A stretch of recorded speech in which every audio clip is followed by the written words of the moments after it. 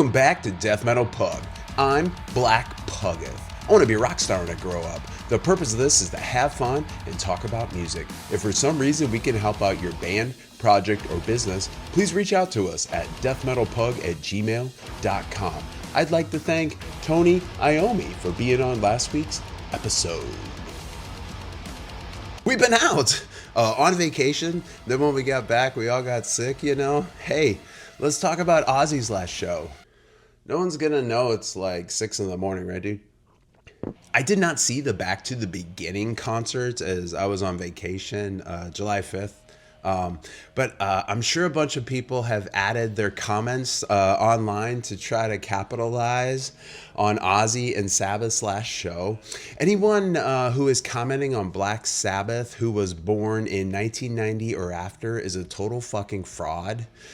In my opinion, you're just too young to have lived the timeline there. There is a difference between like experiencing it in your time and not having access to everything instantly. Oh my gosh, I got so many like Ozzy and Sabbath memories from like just growing up, right?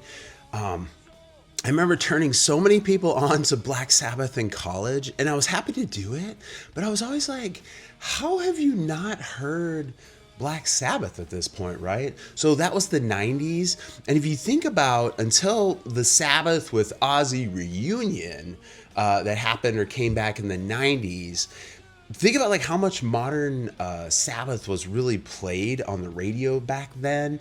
Not much, right? And radio mattered in that time. So we'll just say like the really late 70s and 80s, Sabbath was not as popular is the kind of the gist I'm getting, right? Until then, they were not talked about as much, but I was pretty young, so it could be just like a perspective type of thing. So 90s reunion Sabbath was just great timing for me. I've seen Ozzy and Black Sabbath many times live in concert. Ozfest back in the day.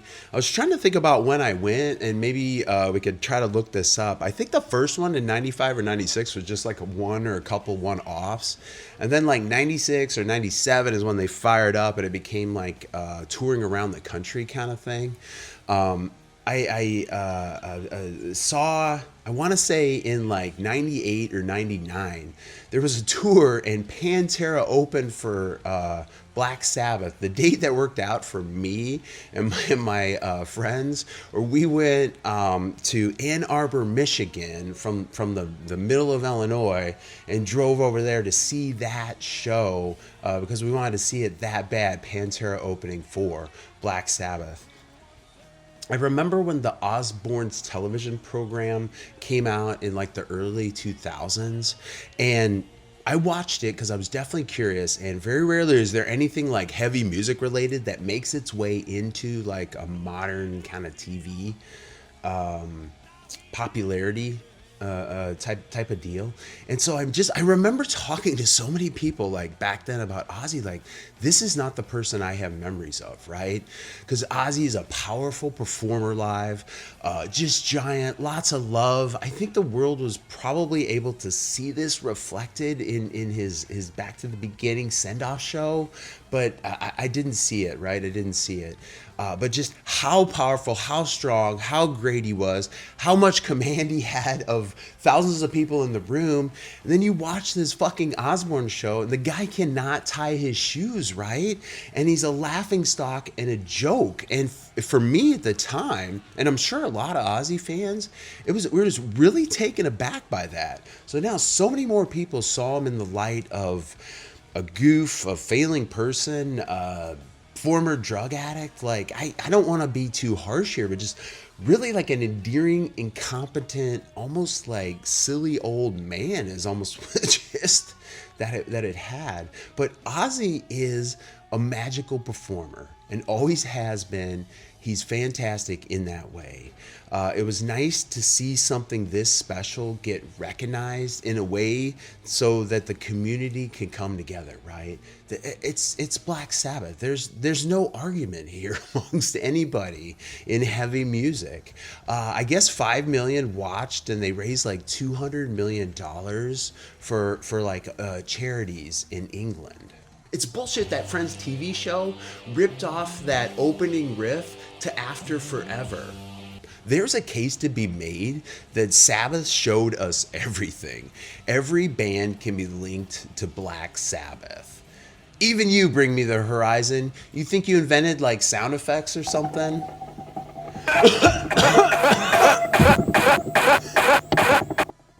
I didn't hate that lo-fi album collection.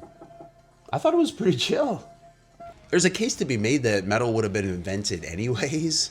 But I totally would watch this thing if I was at home slash in the country. So where have we been? We went to vacation in Costa Rica. Roll the Costa Rica slideshow. Monkeys, Pacific Ocean, iguanas, volcanoes, trees that we don't have in the Midwest, coffee, different foods, sloths, probably other different foods, some American stuff. Did I mention the ocean? Like the Sabbath concert, Costa Rica was a reminder that the world is connected. Rainforests, cloud forests, beaches, plants and animals, and life. It all works together. Warnings of environmental threats are commonplace now in our music, but these themes were not always present. I always pay closer attention to a band's message, as I've seen themes surface in heavy music slightly ahead of its time.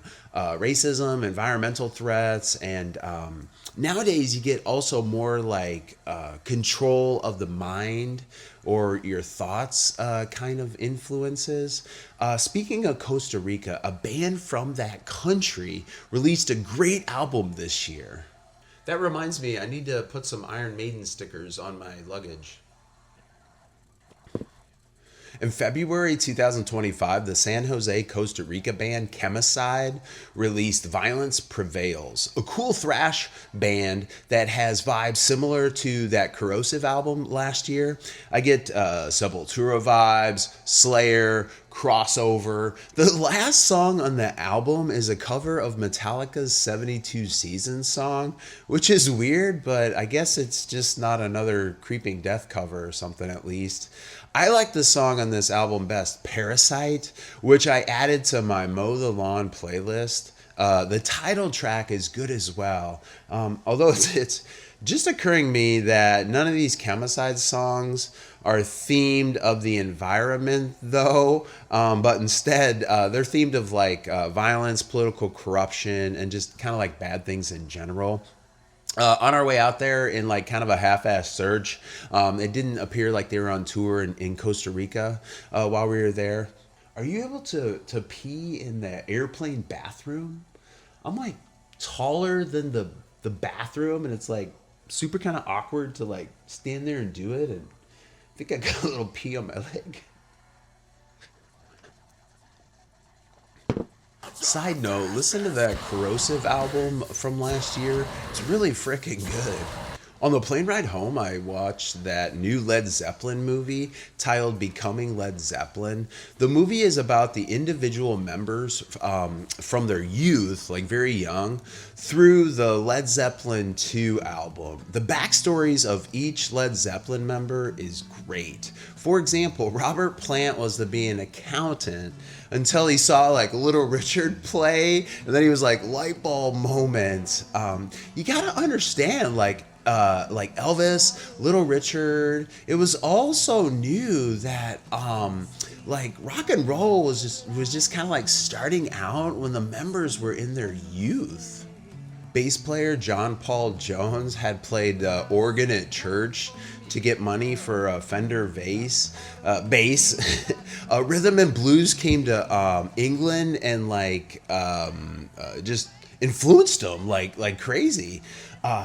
So interestingly, on this like documentary Becoming Led Zeppelin movie, John Bonham is not left out. So evidently there's some old like recordings that are worked in to help narrate the story too, and it's kind of neatly done how they layer in what he's saying to the rest of the member stories who are being recorded, you know, like present day.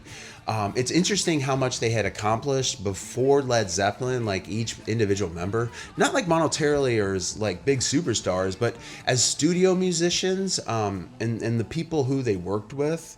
Another interesting tidbit, Led Zeppelin 2 was recorded while they were on tour in America at different studios.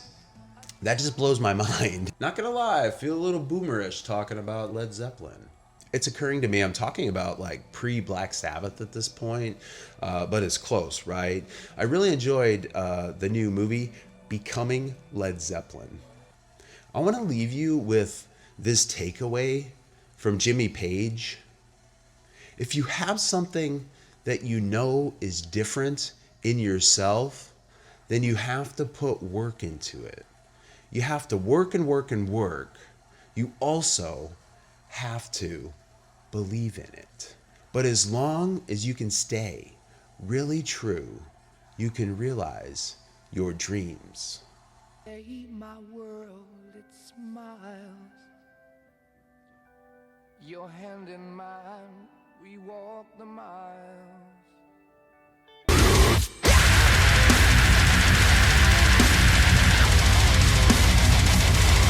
Cryptopsy's new album, Insatiable Violence, was released June 20th, 2025. Cryptopsy have really benefited from the internet and the death metal resurgence, in my opinion. First album I heard from them actually was Whisper Supremacy, just due to marketing and promos and in mags and whatever at that time. You gotta remember, you just couldn't pull up entire catalogs on your phone back then. Like, you had to just kind of get what you could get sometimes.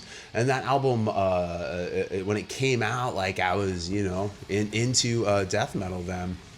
It's interesting how, like, all production can be perfect nowadays, especially considering how death metal started, and all the tricks to like get stuff to sound good live and everything, like drum triggers and stuff like that, right? Just like modern miracles. And now like the albums just always like sound like so great, like really polished.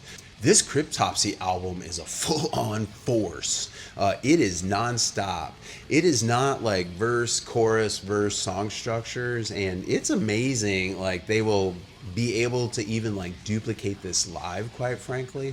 I was not a huge fan of the album before this, When Gomorrah Burns, and I kind of felt like an outlier because of that. I just didn't connect to it like a lot of people seemed to at the time.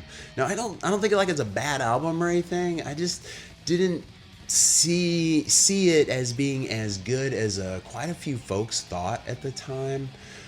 This new one is better for me, and I recognize that basically at the first couple listens, I can't quite explain why.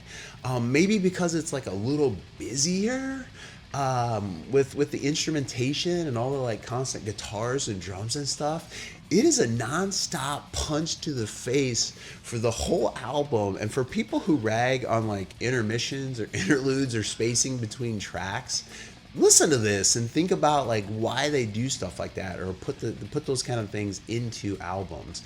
Let's get a little picky in discussing this very perfectly produced album, right? Sometimes the vocals are like kind of like the same. In my opinion, especially the lower register stuff, it sounds like my shitty death metal plug ending to all these videos that just gets growled underneath for like a lot of the songs. Now, don't get me wrong, I've been around a bit. I don't have any misperceptions about like Lord Worm returning or his like erratic vocal style or anything like that, right? Like the Cytotoxin album earlier this year, this thing probably needs a couple of listens to really grasp it, right? It doesn't seem to have like the high notes, the crazy like sweep picks sections of like Cytotoxin, but I get like similar vibes just due to like how much like music and vocals and drums are just jam packed into this album is why it kind of reminds me of them. The drums are very much up front, and you'll be curious to see if they can recreate that much drum live. Sometimes it's it's just constant on this album. And sometimes I'm just like, simmer down, big feller. Simmer down. Simmer. Simmer, mama. Simmer. Simmer down now. Simmer. Simmer. When the album does hit in a pocket of a groove, like in the song Fool's Last Acclaim, it just really provides like such a welcome moment in the chaos of the entire song or the entire album. Very rarely do I suggest to a band to have more repetition in their music, but like a few riffs played a few more times in a song would not do any harm in my opinion. Please, sir, may I hear that riff once more? Lots of cool riffs here, like the little bends or sweeps down the strings are very cool. Bandy riffs that just hit, and end up sounding like so sweet on the album. We can credit Black Sabbath with some bendy riffs, right? The vocals rarely stop and are just nasty and furious like the whole time. It's like they're just trying to say like, we're never going to make the clean mistake again. They are just pure aggression throughout the album. The ending of the album is a little different, but I'm not going to ruin it for you. This whole album just sounds like being in a battle or a fight or a boxing match or something. It just varies like how it's punching you. If it's like into your gut or into your face or like into your throat or something. It's like watching the most intense like war scenes of a movie for like 30 minutes straight, where it's just like the war scenes coming at you. I feel like I'm describing something I like in a non-likable way. The fall and winter concert lineup stuff is starting to shape up. Even the end of summer too. Mutilation Barbecue in October. I want to see that, but I think I have commitments and stuff. Nile and the aforementioned Cryptopsy in October at Reggie's. Oh my gosh, Black Braid in October too. That album's coming out. Looking forward to that. Ulcerate in November. 200 Stab Wounds at the end of July. Cattle Decapitation on a Tuesday in December at the House of Blues. Full Death Atlas playthrough is the idea. I'll never be able to get to that, but I want to. Blind Equation at the end of July. Bill Murray Bloodletter in August. Narcotic Wasteland as well coming up. Hey, folks reached out about Pantera. I have a hard time with the nostalgia tours, as I referenced in another video we did a while back. I mean, that's not Pantera. There, I said it. Have you never gotten COVID? Then now's your chance. Get on board the 70,000 tons of metal gross cruise.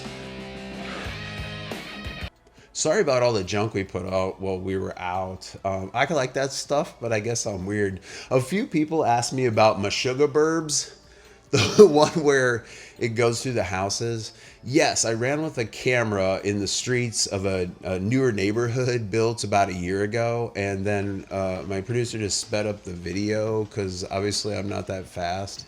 And I just think the Meshuggah stuff is funny. I probably won't stop doing those ideas because they just like come to me from time to time, like how I can incorporate their songs into weird stuff like that. I just think it's interesting.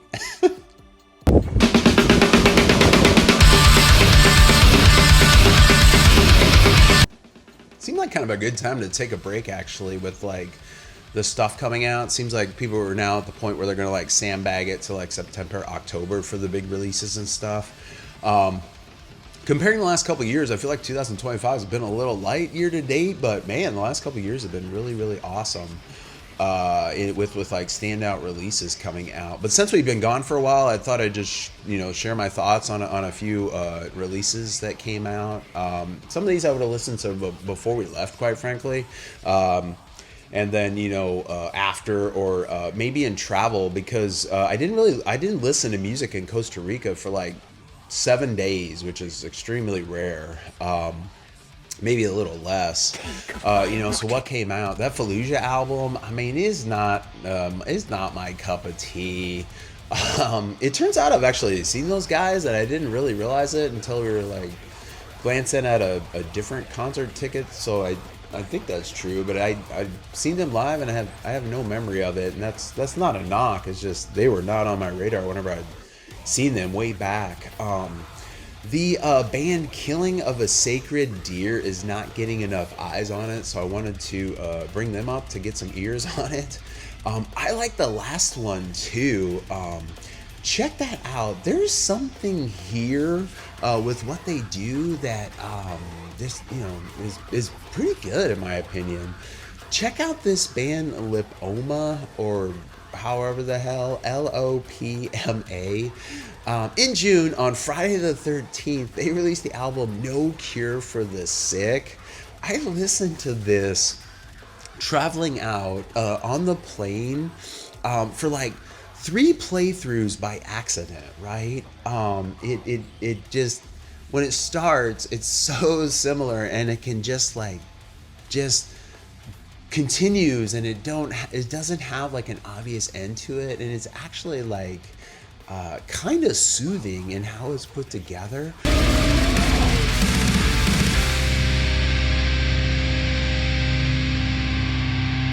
But what would you describe it as? Like brutal, melodic, gore grind, death metal? Is that even douchey to like put out there?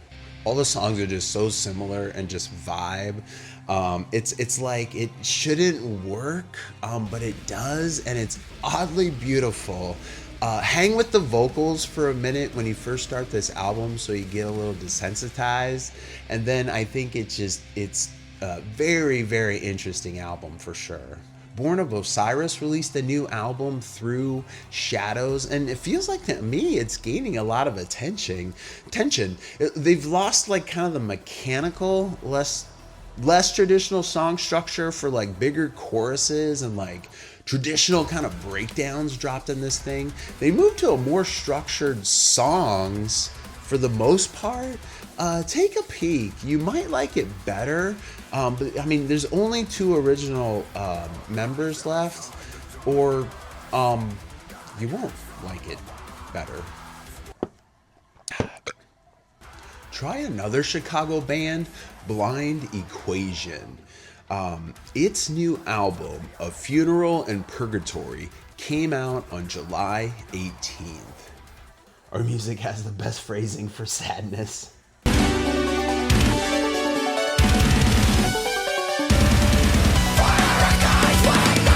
What the fuck is this music? It's heavy, but it's got like the keyboard and Nintendo core stuff, but not layered to a point where it sucks, is what I'll say.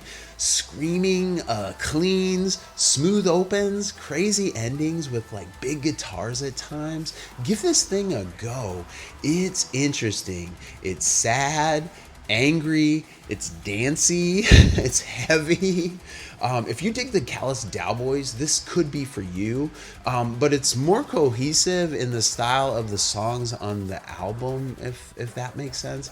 Programmed drums, so you know going in, but they are busy and have a lot of extra rhythms that are created by the keyboards added as well. Sometimes, like the song In Purgatory, it's crazy keyboards with just this like screaming in it. I've not spent much time with cybergrind, if that's even what this is. It's a style seemingly easy to do, but very hard to do well. Define cybergrind? I didn't even feel comfortable saying that word on there. Did you like the last Bring Me the Horizon album? Not the like very recent one with like the lo-fi or whatever. But if you like that last Bring Me the Horizon album with like that collection of songs, this might be something for you to try. It's a bit more intense in nature though. Remember that Zombie Shark album last year? I like this better just because it's like a little more moody, which makes the overall thing feel a little more cohesive and can be kind of like listened to. in one setting. It never gets too dancey or like mind-numbingly dorky with the keyboard sounds or anything, which I appreciate. It just never goes too far with that. 11 songs, 32 minutes long, and in my opinion, it goes by fast. The end of the song, Nothing, like makes me glance down at my phone, like, whoa, what a weird heavy moment on that song. The end of the album is very melancholy, like you might say mournful, in like how the conclusion of the album is. Yeah, if they're from Chicago, we should be able to go see them. Heads up, I listened to their back catalog a little, and it's brutal. Not in a heavy kind of brutal with two zeros or anything, but in a this is not good as brutal kind of thing. But give the album Funeral and Purgatory a try. Did you try Haggis? Did you try Haggis? Haggis? Haggis? Haggis? Haggis? Haggis? Hugis? Did you try Haggis? Did you try Haggis? Not the boiled intestines, but the band.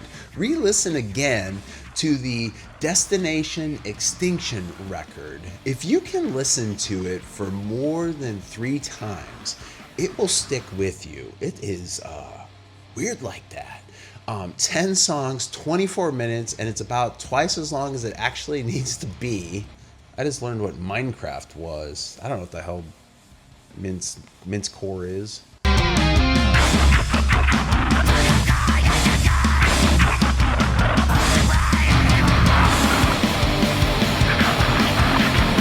Our music's getting weirder somehow.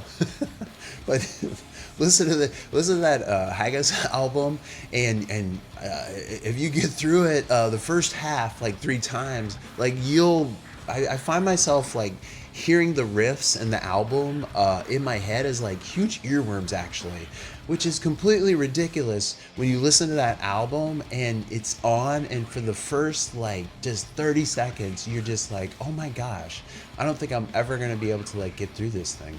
Where's the black metal band? I mean, seriously, if you know some good stuff from 2025, please let us know. I'm gonna try that Grima album. I hear good things about it this year. But seriously, send some black metal stuff. Not really like finding a bunch of black metal stuff this year.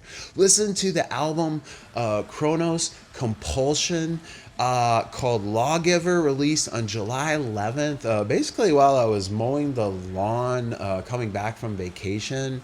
Do I disclose too much about my uninteresting life on this thing? Chronos Compulsion. It may seem a little mean, but there's nothing on this that you haven't heard before. I did like the song with the harmonics and pig squeals to it.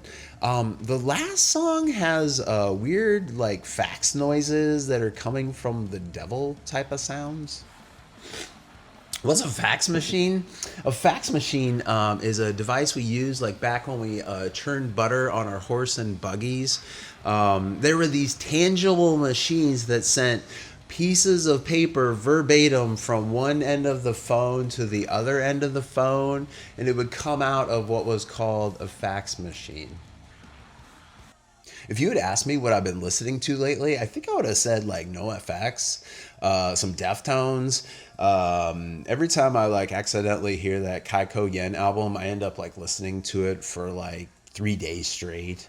I revisited the band Party Cannon to see if I like it better now. Also a lot of like Skeleton Witch and Bill Murray, but more on that stuff in later videos. I listened to that Mawiza album, Indigenous People Metal, their first new album, like UL I think, came out July 18th, 2025. Mawiza is a Chilean metal band with deep roots in Machu culture, blending metal with indigenous rhythms and themes. Chile is part of Patagonia, so that's cool.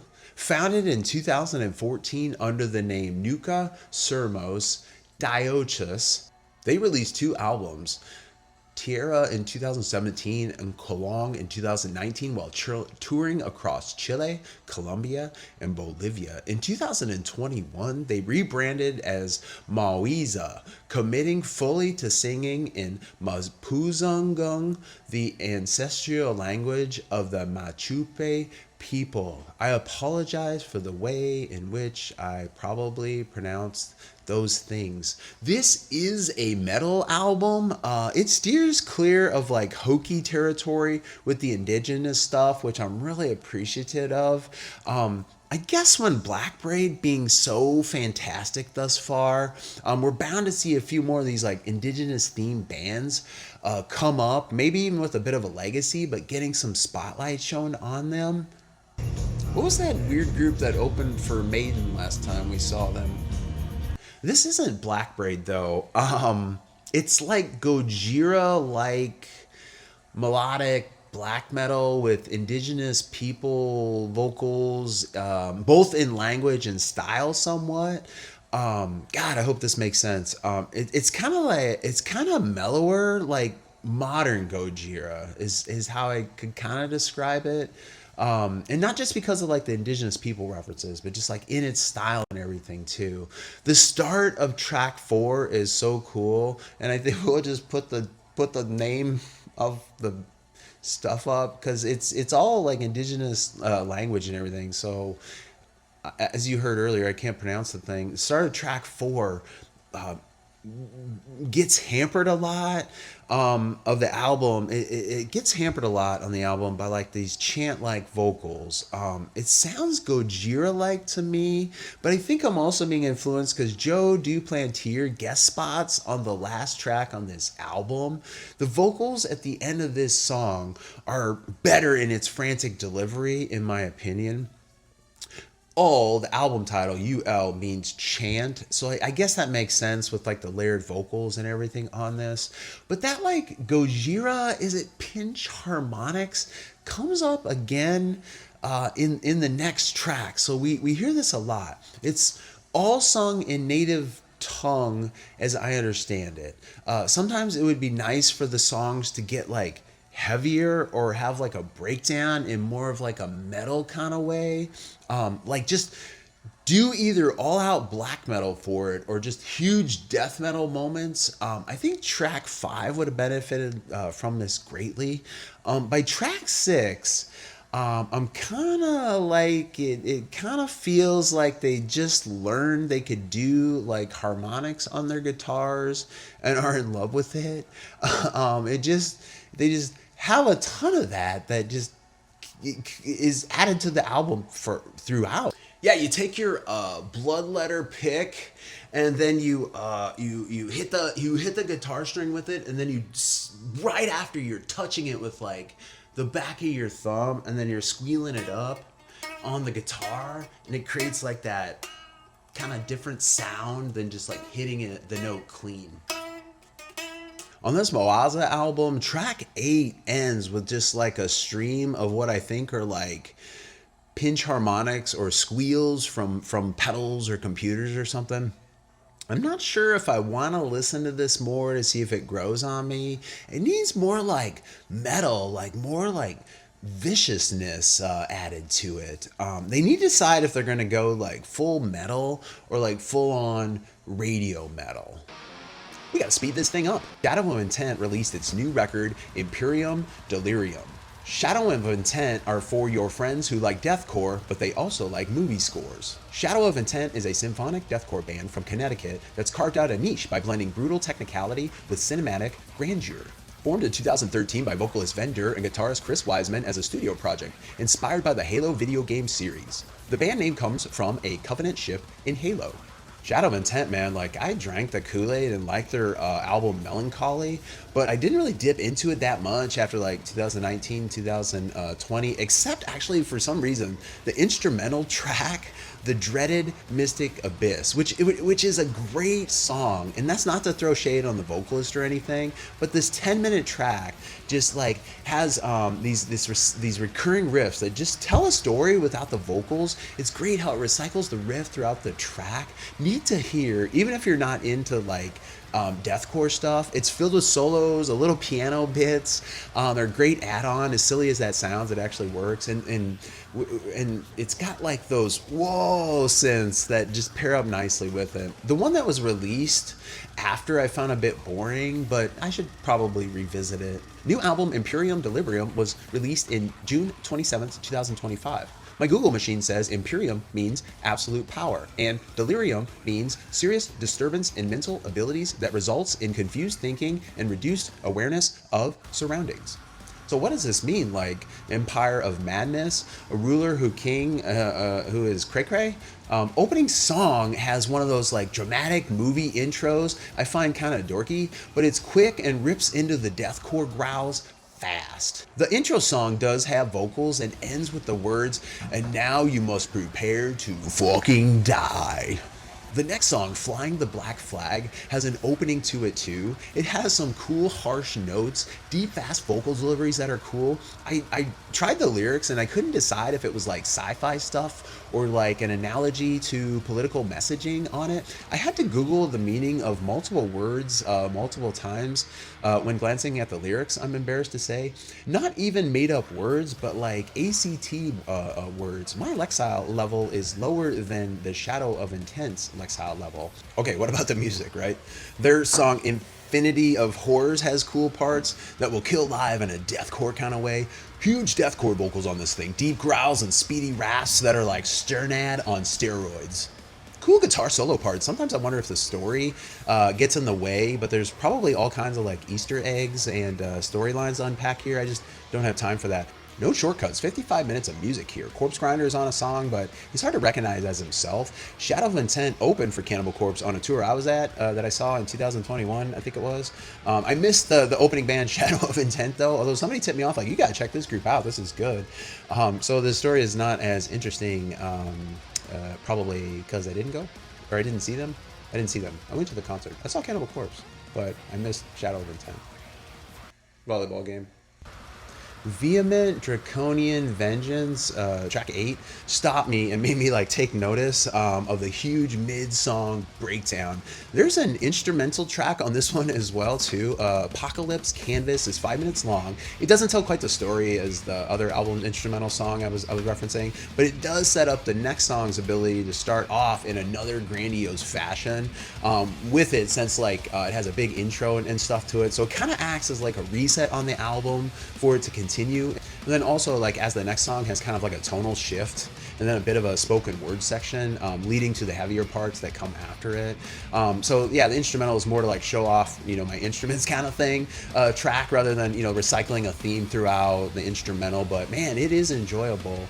Side note, I know this band usually takes its albums and provides like an instrumental version to them as well. I think that's kind of neat because it offers the ability to enjoy it without like the deathcore style vocals, for example. If you don't want to hear the music on its own, that's fine as well, but you know, I just find it interesting that you have that as an option. This song, no matter the cost, that we were referring to after the instrumental, has this awesome like Lorna Shore style Hellfire breakdown to the end of the song, which is pretty badass. I kind of wanted to like this album more than I did, but it's still pretty good. It might not be your cup of cafe con leche, but check it out.